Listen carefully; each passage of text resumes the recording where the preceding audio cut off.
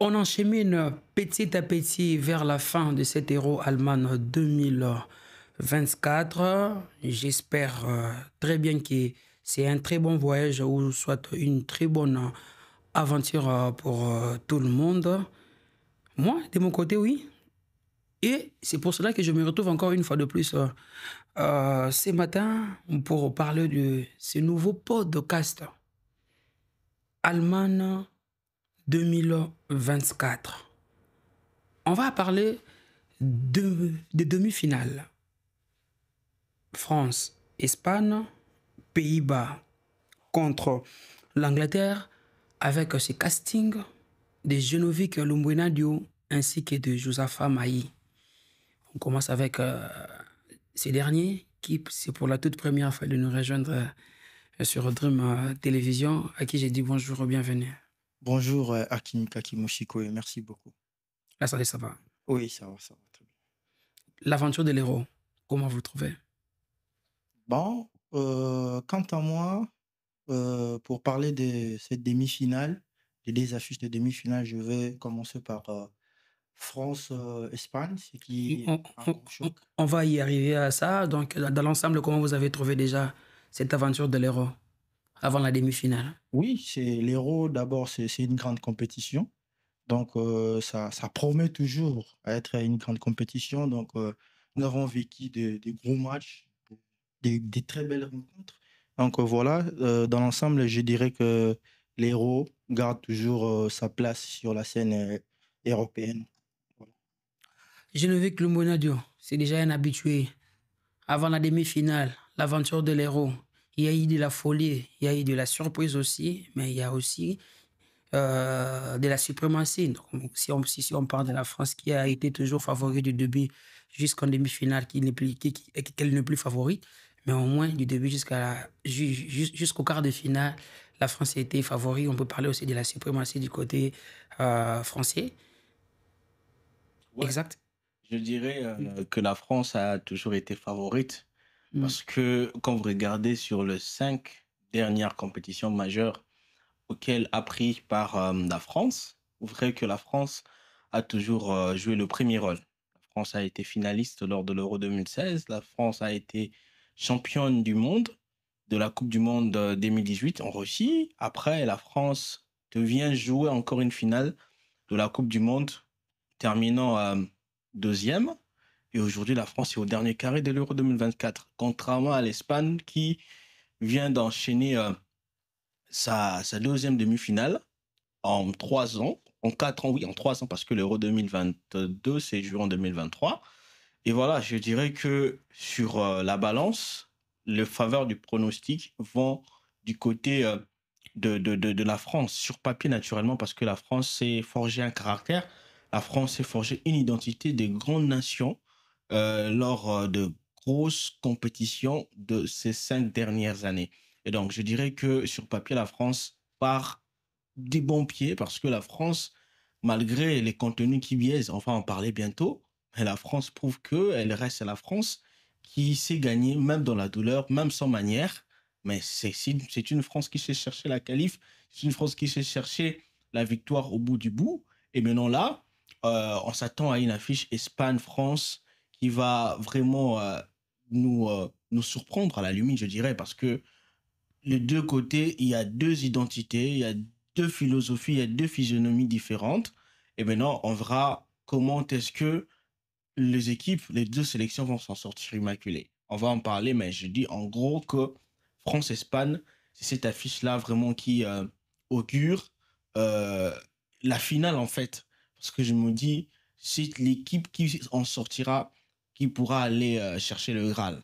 Voilà, c'est vraiment cette affiche-là entre une équipe qui cherche la victoire, peu importe la manière, et une équipe qui veut vraiment gagner avec la manière. Je vois l'Espagne, une équipe qui veut montrer que elle est de retour. L'Espagne a connu des années sombres, mais depuis 2021, l'Espagne commence à retrouver de sa lettre de noblesse, l'Espagne commence à retrouver ses repères, l'Espagne commence à changer un tout petit peu son identité de jeu. Voilà, on s'est habitué avec une Espagne avec beaucoup de passes.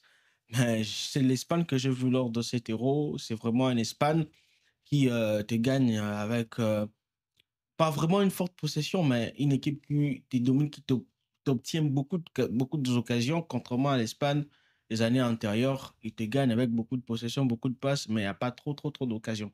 Mais l'Espagne de cette année avec Yamal et Nico, c'est vraiment tranchant, c'est vraiment flamboyant, c'est percutant, donc c'est vraiment l'affiche de tous les dangers, tous les enjeux. Voilà, Josepha Maï, on commence déjà rapidement avec la rencontre Espagne-France, déjà prévue, donc pour très bientôt. Aujourd'hui déjà, donc Oui, on va y suivre cette rencontre. Moi, je parle même une finale avant la finale. Donc, en effet. l'Espagne qui était éliminée lors des derniers Euro en demi-finale devant l'Italie. Si je ne me trompe pas, c'était aussi à la séance fatidique des tirs au but. Aujourd'hui, elle sera face à la France, bien que c'est une équipe avec un parcours sans faute devant une France avec une défense impeccable, donc une attaque qui crache le feu avec l'Espagne, une défense sereine avec la France. Comment vous trouvez déjà cette rencontre? Oui, justement, cette rencontre, on dirait, c'est une finale en Valère. Donc, c'est des oppositions de styles. Voilà. Donc, de l'autre côté, nous avons l'Espagne qui a réussi son parcours sans faute depuis les débuts de cet Euro avec 11 buts marqués, donc 10 dans les jets. De l'autre côté, nous avons la France qui peine à carburer au niveau de l'attaque, mais solide, qui reste solide défensivement. Donc, ce sera un gros match. Donc, voilà. Donc, ce sera un gros match avec des oppositions de style. Et surtout, tout va se jouer sur les détails. Donc, dans ces matchs-là, tout va se jouer dans les détails, c'est-à-dire la bataille du milieu de terrain va compter, l'efficacité de l'attaque, notamment la solidité défensive aussi va compter. Voilà. Donc, c'est la force même de la France. Hein. Voilà. Donc, jusque-là, les France n'ont que ce qui est un seul but, si je ne m'abuse. De l'autre côté, l'Espagne a marqué 11 buts, dont 10 dans les jets. Donc, c'est des forces qui vont s'affronter, en fait, aujourd'hui. Donc, voilà. Quant à moi, je dirais que, selon moi, je vois l'Espagne partir favori dans ces matchs-là, bien que la France est capable de faire déjouer cette équipe-là qui est encore trop jeune aussi. Mais moi, je vois jusque-là l'Espagne partir favori dans ces matchs-là, bien que la France aussi a des arguments, bien qu'il a notamment en attaque Bradley Barcola, Kingsley Coman, Kylian Mbappé, Randall Kolo Muani, Griezmann, pas très en forme, mais c'est un joueur de classe mondiale qui restera, qui sera à tout moment capable de faire la différence, même s'il est dans la difficulté ou il sombre dans les terrains. Donc voilà. Donc quant à moi, je dirais que c'est un gros match. C'est une affiche qui va promettre. Et c'est un match qui va alimenter l'Europe. Voilà. Donc c'est ça. Geno, l'Espagne avec l'absence de le Normand et pourquoi pas aussi Carvajal. De l'autre côté, la France avec les retours de Rabiot, avec les retours des Rabiot. Là, on ne sait pas trop aussi si Didier Deschamps va sacrifier encore une fois de plus Antoine Griezmann sur le 11 de départ. Mais est-ce que vous voyez que ce sera vraiment un match avec une intensité très élevée? L'intensité dans ce match sera très élevée. Pourquoi je le dis? Parce que la France d'aujourd'hui viendra pour marquer dans le jeu. Josapha a bien épinglé cette histoire-là, c'est mal-là qui est en train de gangréner cette sélection française depuis le début de l'Euro, le mal de l'inefficacité offensive. La France viendra avec l'idée de venir scorer. Et maintenant, pour scorer dans le match, il faudrait avoir des joueurs qui sont capables d'avoir cette facilité-là dans la projection, Oui, la avec conviction. une attaque moins convaincante. Ouais, l'attaque moins convaincante, j'en viens. Mais ici, je vous avais dit qu'on doit... Didier Deschamps, parmi les pistes sur sa main, il doit essayer de sacrifier soit Griezmann, si pas à la limite Marcus Thuram, pour essayer de trouver l'efficacité tant cherchée dans l'équipe de France. Et donc, si on doit, pour moi, sacrifier des joueurs dans cette sélection, dans ce 11 de départ, moi, je vais partir pour un sacrifice de Marcus Thuram et d'Antoine Griezmann. En tout cas, ces deux joueurs, oui, on va se dire que l'Antoine Griezmann de cette Coupe du Monde n'est pas le même Antoine Griezmann des années 2016-2017 parce que l'équipe de France ne repose plus sur ses épaules. C'est aussi un fait. Parce qu'à l'époque, Antoine Griezmann te marquait, il était le facteur X de la sélection parce que le projet de jeu s'était concentré sur Antoine Griezmann. D'ailleurs, à l'époque, Antoine Griezmann jouait en pivot. Et aujourd'hui, Antoine Griezmann s'est voit contraint d'être mis de côté, c'est-à-dire jouer un peu décalé. Et donc, ça fait que cet Antoine Griezmann-là n'a pas vraiment trop de liberté parce que la liberté est donnée à Kylian Mbappé de faire le boulot. Et maintenant, je me dis, dans le registre dans lequel on veut Griezmann, je crois que le joueur qui soit taillé pour ça, il y a Ousmane Dembélé. Bon, j'ai vu Ousmane Dembélé contre le Portugal, c'était pas aussi flamboyant que ça. Mais bon, il était l'homme du match, j'ai pas compris le choix. Pourquoi? Peut-être parce qu'il avait tiré le tir de la victoire, je ne sais pas trop. Mais bon, Ousmane Dembélé aussi est pas mal. Il peut apporter la percussion, le dribble, la fixation. Mais bon, pour une équipe espagnole qui a un Courquella sur le côté, ce ne sera pas aussi fameux que ça pour exploiter l'intérieur et l'extérieur du jeu. Mais maintenant là, je vois vraiment Didier Deschamps partir encore sur Ousmane Dembélé et sacrifier Griezmann pour refaire une place à Rabiot.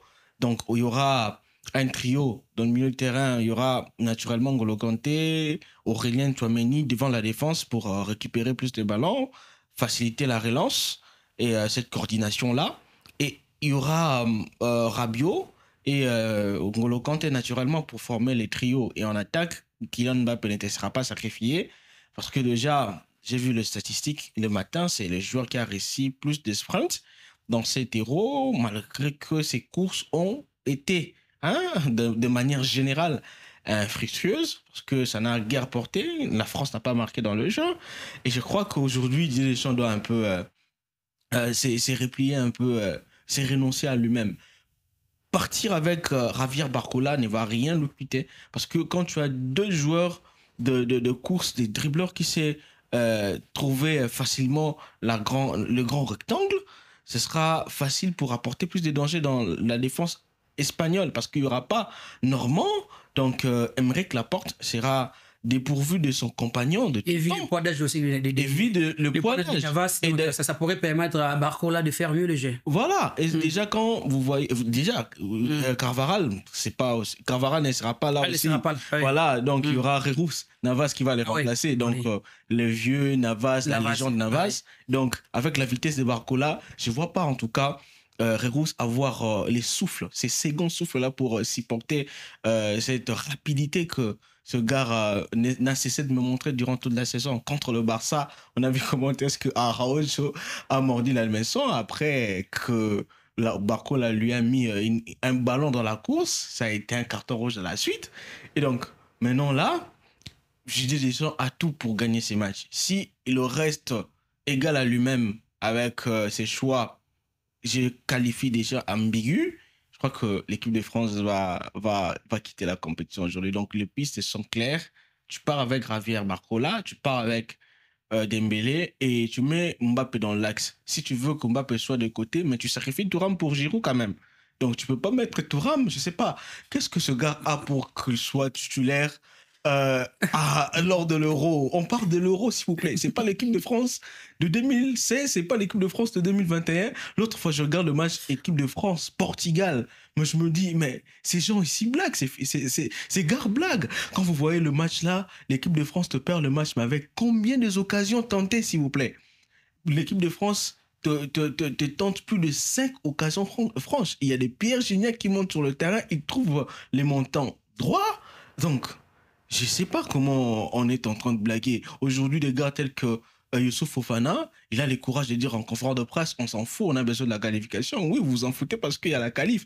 Mais si vous quittez la compétition aujourd'hui, la presse française ne va pas pardonner. Ça va Parce pardonner. que c'est pas la France Oui. qu'on a vu entre 2016, 2018. Donc, c'est une autre identité de jeu, une Mais une France France en qui demi-finale. sait défendre, Hmm. mais qui ne sait pas marquer. Déjà, on doit trouver le juste équilibre entre l'offensif et les défensifs. C'est la question que j'allais même poser à Josapha Maï.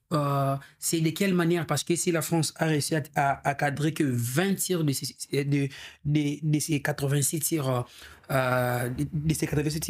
classé 7e parmi les équipes participantes à cet Euro, avec une force et qui est la solidité de sa défense, de quelle manière la France doit-elle procéder pour battre à l'Espagne? Quant à moi, je pense que si la France veut réellement aller à Berlin dimanche, donc Didier Deschamps doit au départ, comment dirais-je, au départ calmer d'abord ses attaquants. Pourquoi pas? Pourquoi? Parce que cette France-là a du mal à s'imposer sur la ligne d'attaque avec un Kylian Mbappé pas trop bon ces derniers temps. Randal Kolo Muani, bon, toujours inefficace devant, soit là où il faut marquer, lui il est toujours inefficace. Donc je pense que Didier Deschamps doit s'appuyer avec les jeunes. Nous avons vu lors du match contre Portugal, fait sortir Kylian Mbappé, Griezmann. Nous avons vu un Bradley Barcola aussi risquant. Bradley Barcola qui prend des risques d'aller vers les défenseurs. Pourquoi chercher, provoquer et pourquoi pas aller chercher ces billes-là. Voilà, donc moi je pense que Didier Deschamps doit s'appuyer sur Bradley Barcola du côté gauche et puis Ousmane Dembélé du côté droit. Pourquoi pas laisser Kylian Mbappé en pointe, parce que ces jeunes-là se connaissent très bien. Ils ont joué presque une saison complète au PSG. Donc je pense que Didier Deschamps peut aussi faire confiance à Bradley Barcola, Ousmane Dembélé et Kylian Mbappé. Donc moi je pense que cette ligne d'attaque-là peut être capable de faire la différence, puisque ils connaissent en fait les footballs espagnols, pour avoir affronté Barcelone lors de la saison dernière, affronté la Real Sociedad. Donc moi je pense que si Barcola débutait les matchs, du côté gauche et Ousmane Dembélé, voire Kylian Mbappé en pointe, cette France-là peut marquer au moins 1 ou 2 buts dans les jeux, ce qui est difficile jusque-là, depuis les débuts des 7 euros. Mais il y a aussi... Apparemment, vous oubliez la force de l'Espagne. Hein. C'est une équipe, une meilleure production de l'Euro hein, sur le terrain, avec une marge de 10,3. Hein? Donc, aucune équipe n'a réalisé ces stats. Et en plus, cette Espagne, c'est le plus de tirs cadrés, 7,2. Le plus grandes occasions aussi générées sur l'heure de jeu avec 21 points et une meilleure possession remportée dans le dernier tiers, 8,2 par match. Donc, c'est une grande Espagne, comme je nous l'avais aussi souligné dans son introduction. Il faudrait vraiment craindre cette équipe. Il faudrait beaucoup plus compter sur la solidité défensive de la France pour barrer la route et tenter peut-être à marquer sur le coup de pied arrêté, un corner, tout ça là. Mais s'il faudrait marquer sur l'air des jeux avec les jeux normaux, avec une construction, avec une phase des jeux, ça ne sera pas facile pour la France. Bon, oui, c'est logique, parce que jusque-là, depuis le début de cet Euro, l'Espagne, c'est une équipe qui a tout maîtrisé. C'est une équipe qui a tout maîtrisé, c'est-à-dire l'Espagne a marché sur l'eau depuis le début de cette compétition. Mais comme l'a dit Didier Deschamps en conférence de presse, donc pour contrer cette équipe-là, il faut d'abord barrer la route au niveau du milieu de terrain, c'est-à-dire il ne faut pas laisser trop Rodri en zone de confort, c'est-à-dire il faut qu'N'Golo Kanté se projette vers l'avant pour empêcher en fait Rodri et Fabien Ruiz de s'exprimer correctement. Et si on gagne la bataille du milieu de terrain, ensuite on va s'appuyer sur les qualités offensives. Parce que cette France-là a énormément de qualités au niveau de l'attaque, mais je ne comprends pas jusque-là pourquoi cette équipe-là n'arrive pas à faire la différence. Parce qu'on a des très bons attaquants. On a Bradley Barcola, c'est la vitesse. Kylian Mbappé, c'est la vitesse. Kingsley Coman, Ousmane Dembélé, Randall Kolo Muani aussi, c'est la vitesse. Mais jusque-là, je ne comprends pas pourquoi cette équipe-là a du mal à marquer. Mais comme je l'ai dit, il faut d'abord gagner la bataille du milieu de terrain pour pouvoir contrer cette Espagne-là qui a des atouts, qui a des qualités. Tellement si on laisse cette Espagne-là s'exprimer au niveau du milieu de terrain, la France aura du mal non seulement à défendre, mais aura du mal tout au long de cette partie, puisque une fois l'Espagne marque, c'est en premier. Je pense que ce sera compliqué pour les hommes de Didier Deschamps. Voilà. Et quelques points clés du match Espagne-France. La France n'a perdu aucun de ses matchs à élimination directe d'un grand tournoi majeur dans le temps réglementaire depuis 10 ans. C'était en quart de finale du mondial 2014 face à l'Allemagne. La France a fait preuve d'une solidité défensive assez impressionnante. On a parlé de ça ici. Le jeune attaquant espagnol pourrait finir par déjouer face à une arrière-garde française plus expérimentée. Le défi physique du milieu de terrain pourrait tourner en faveur des hommes de Didier Deschamps. La charnière espagnole a montré quelques signes de faiblesse depuis le début du tournoi. La défense espagnole sera privée de 2 de ses titulaires, Carvajal et Normand, qui seront suspendus pour cette affiche. Nous avons parlé de ça. La France est la première équipe de l'histoire d'un Euro à se qualifier en demi-finale sans marquer le moindre but dans le jeu. Donc voilà, un peu c'était le point clé de cette belle affiche. Une finale avant la finale. On passe directement à la deuxième. Je peux commenter par rapport au défi physique de ce match. Ah ouais, rapidement. Je pense que ce sera d'un grand tournant pour cette explication. Bon, la France a des joueurs physiquement au point, mais l'Espagne, c'est plus la technique qui rime, c'est plus la technicité qui prime. Il y a Rodri dans l'entrejeu qui est beaucoup plus technique. Et les deux ailiers, Nico Williams et Yamal, ils sont techniques. Il y a la force dans la percussion, le dribble et tout, le et contre un. Je crois que si la France arrivait à verrouiller Nico et Yamal, le match sera plié du côté français. Mais je ne vois pas ça arriver. Pourquoi? Je m'explique.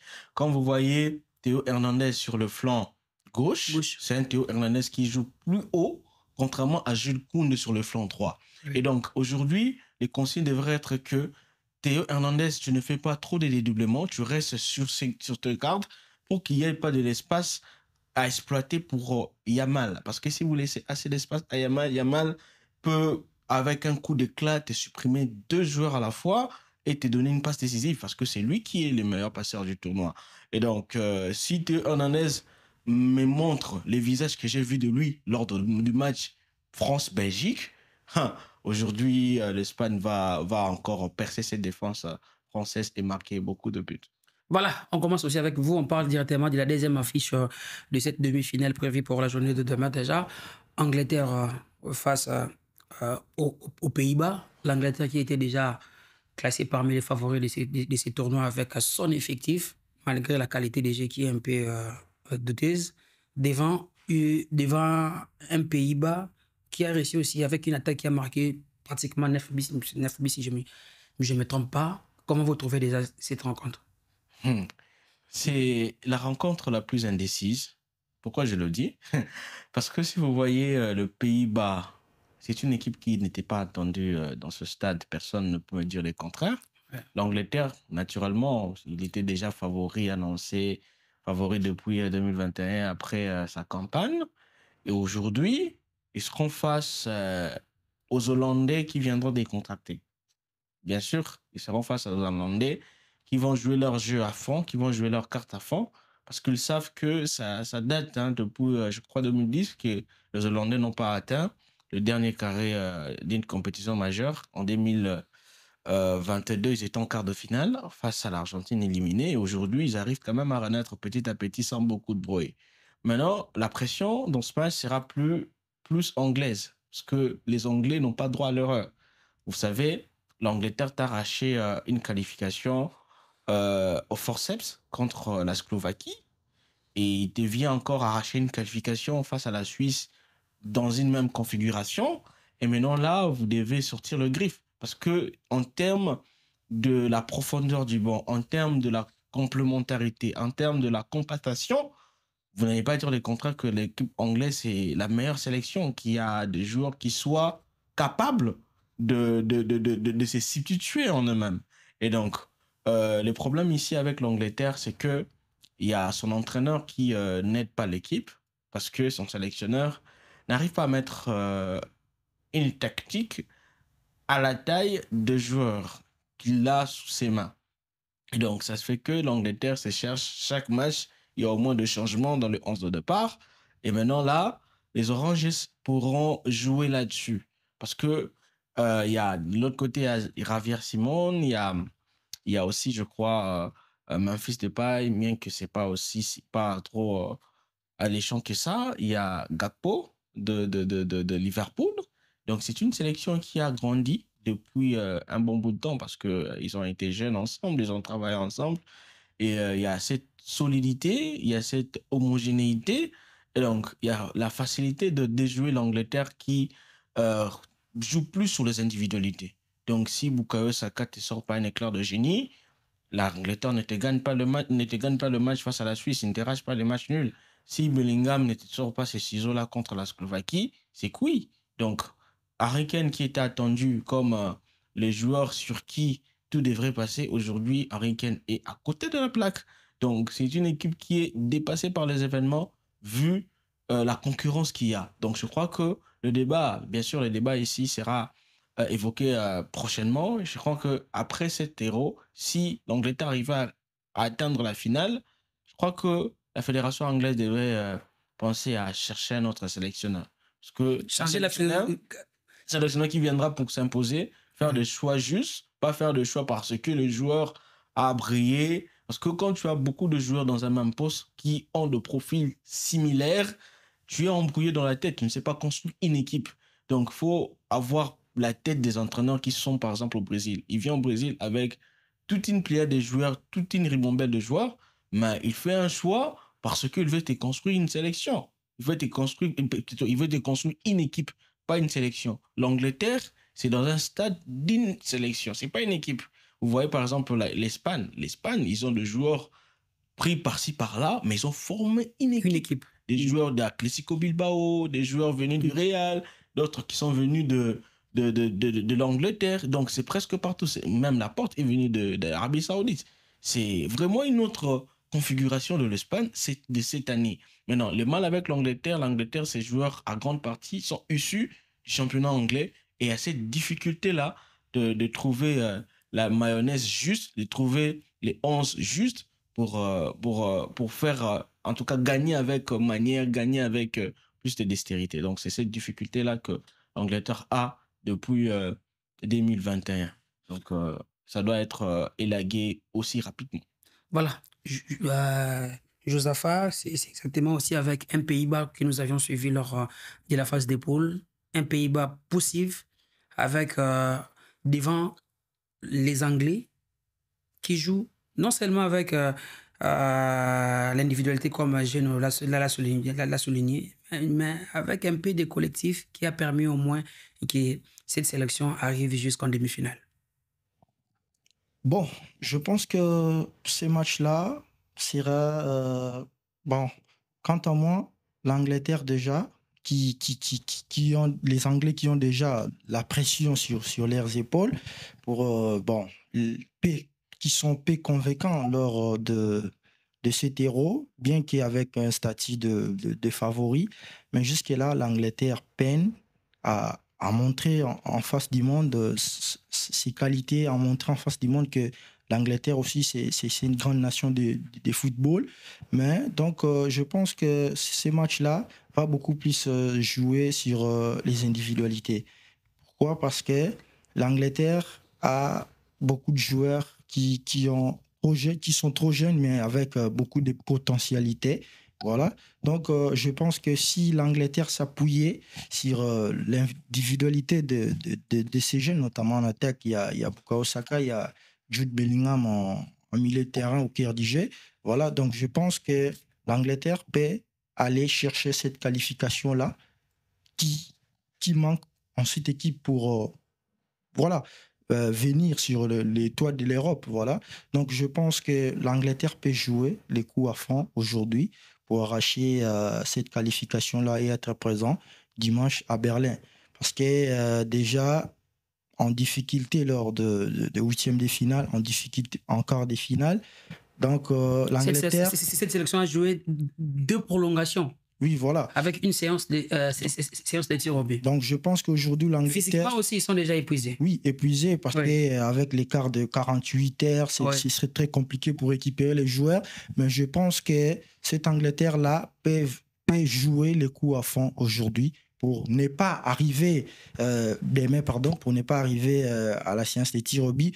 Moi encore, la prolongation. Donc, si cette Angleterre-là s'appuyait sur les individualités de ces joueurs, rester concentré sur le terrain pendant 90 minutes, je pense que l'Angleterre va faire cette différence-là et puis arracher cette qualification-là qui est très importante pour cette équipe, en fait. De l'autre côté, du côté de Pays-Bas, oui. depuis les retours de Koeman, je vois cette équipe s'y reconstruire petit à petit, comme l'a dit Genovic, sans faire trop de bruit. Ouais. Parce que cette équipe-là, aussi jeune avec Xavi Simons, Cody Gakpo, Memphis Depay, pas trop bon, mais reste quand même un leader de cette équipe-là. Ouais. Donc, je vois que cette équipe aussi monte en puissance petit à petit. Donc, les sélections sont capables de créer des matchs spectaculaires. Bien sûr. Ouais. C'est les matchs Turquie-Pays-Bas qui a le plus de buts dans cette deuxième phase. Voilà. Donc, je vois aussi cette équipe-là aller faire cette différence-là dans ces matchs-là. Mais il faudrait juste rester concentré, jouer les coups à fond et s'appuyer sur ce qui sera possible pour l'entraîneur et aller arracher cette qualification-là. Donc, je pense que en termes de pourcentage, je dirais que Pays-Bas aurait peut-être 50% pour aller chercher cette qualification-là. Mais de l'autre côté, l'Angleterre, je vois qu'il est largement favori pour gagner largement favori, mais avec une production assez faible sur l'ère de jeu, malgré qu'ils sont forts en marquant les buts importants. Saka l'a fait, Jules Bellingham l'a fait, Harry Kane aussi a réussi à les faire. Ça ne sera pas facile. Je trouve que ça sera vraiment un match, comme je nous l'ai souligné ici, un match indécis, un match difficile à calculer, un match où les statistiques partent favorites par rapport aux Pays-Bas, qui est l'Angleterre, parce que si je jette un coup d'œil ici, vous verrez que les Pays-Bas réussissent déjà l'habitude de dominer l'Angleterre. Historiquement, ils ont dominé le Trillions déjà à 6 reprises. Là, c'est pour 6 matchs nuls. C'est les bons Pays-Bas. Voilà. On parle d'un Pays-Bas en reconstruction, s'il vous plaît. Voilà. Ouais. Donc, tout peut jouer aujourd'hui. Ouais, ce sera ces matchs qui va vraiment donner un grand indicateur par rapport aux finalistes, hein, les finalistes qui accompagnera, à mon homme, la vie, l'Espagne. Ouais. Je crois que entre l'Angleterre et le Pays-Bas, c'est une opposition de style aussi. Parce que l'Angleterre, on ne sait pas vraiment comprendre c'est quoi la vraie identité du football anglais, mais on sait voir du côté hollandais la même identité d'antan. Donc, une sélection qui tente de vous endormir, mais cette fois-ci, ils mettent un peu beaucoup plus d'intensité, d'agressivité et de rapidité dans leur transmission, dans leur combinaison. Et je pense que l'Angleterre pourrait peiner là-dessus. Parce que, comme vous voyez, la défense anglaise, il y a Stones, il y a Rice, il y a Walker, il y a Shaw. Shaw, l'autre fois, il était monté sur le terrain. Et je ne crois pas qu'ils pourront répéter les efforts comme l'ont fait les Turcs. Les Turcs ont tenté de répéter les efforts. Après un bon bout de temps, ils ont baissé la garde. Et donc, cette rapidité-là hollandaise fera que les Anglais se replient, ils jouent en bloc équipe pour procéder aux contre-attaques. Et c'est ça d'ailleurs la force de cette sélection anglaise, des contre-attaques à 3 touches de balle. Vous trouvez Bukayo Saka. Après, vous pouvez voir Phil Foden qui aussi déçoit petit à petit. Mais demain, je crois, on peut partir avec Ivan Toney, si pas tenter Cole Palmer. On peut aussi partir avec Cole Palmer. C'est un jeune aussi qui promet, avec sa patte gauche très bonne aussi. Et ce sont des comptes qui peuvent apporter plus de danger côté hollandais pour les Anglais. Donc, les Anglais vont s'appuyer dessus.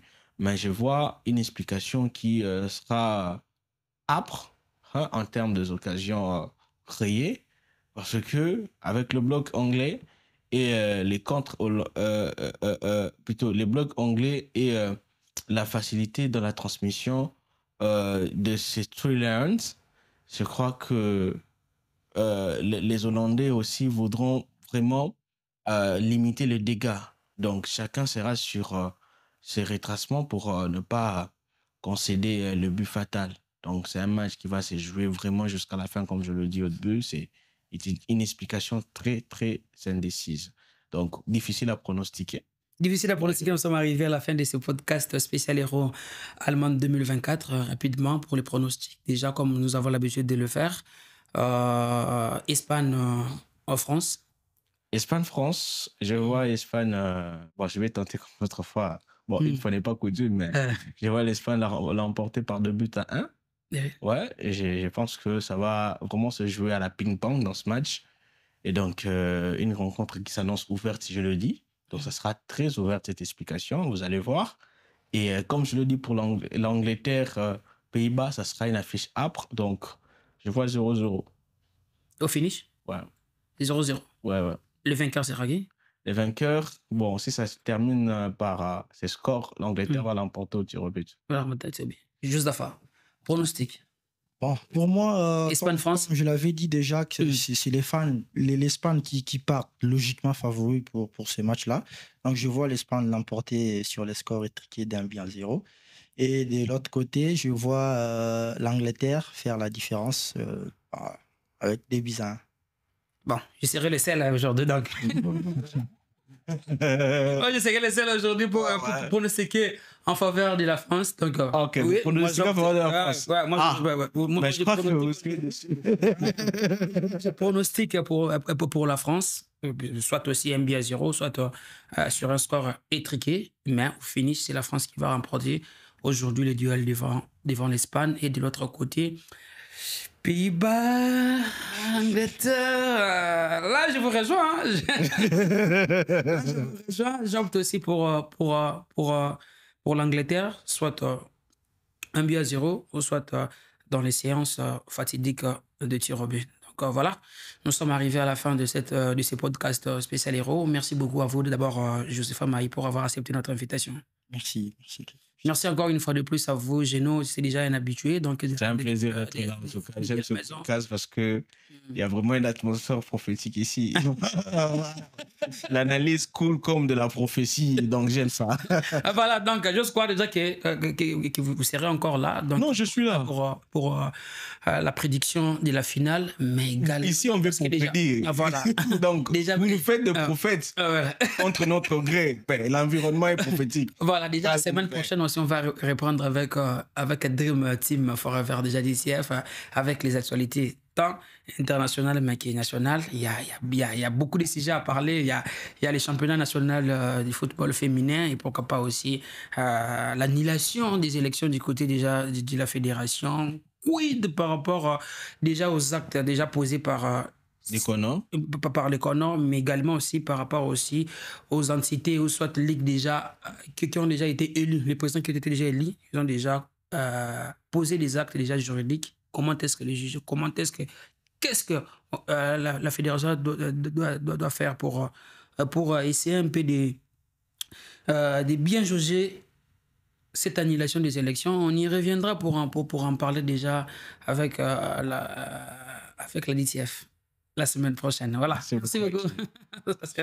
Très intéressant. Donc, le casting, je crois que ça sera vraiment très impeccable. Donc, merci beaucoup à Billy. Merci à la grande famille de Dream Télévision. Quant à moi, je vous dis vraiment déjà au revoir. On se retrouve au prochain numéro. Bye.